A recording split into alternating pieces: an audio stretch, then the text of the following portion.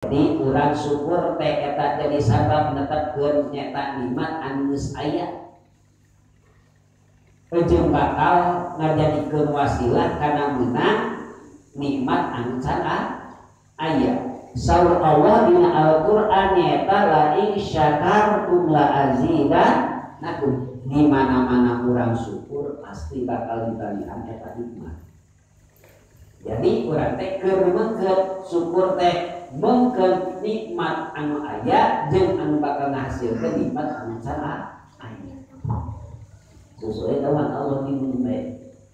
Nu kumaha cenah ari syukur teh mun teh cek sebagian keterangan mah, tapi menurut anu sadia mah nyaeta fi'ul pagawean yumiu anu timbul antakdimil mun'imi tina ngamukeun nyaeta kanu masihan pirang-pirang nikmat bihaisu sakira-kira anau kana sana eta eta mun merek nikmat ala syakiri ka jalma anu syukur ka Gusti Allah. Kunaon syukurna nyaeta ku pirang-pirang nikmat anu dipasikeun ku Gusti Allah. Syukur ka Allah artina ngamunkeun. Oleh sakitu lamun benar-benar urang kerja di anu baku iman salat Islam layakna atuh rek syukuranna molah ieu eta ngararatkeun eta nikmat dina kakuruan. Cek sebagian katerangan disebut syukur teh sorful abdi.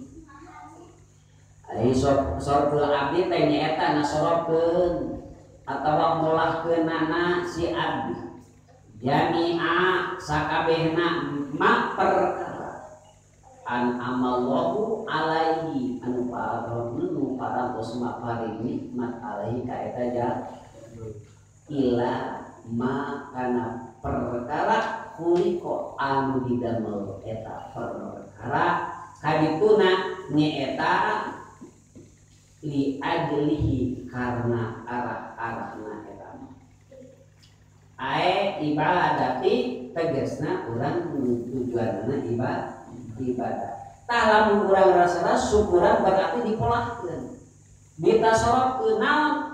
Jiwa raga urang sadayana kana kakuduan urang teh kumaha kuduna lamun keur umat Islam.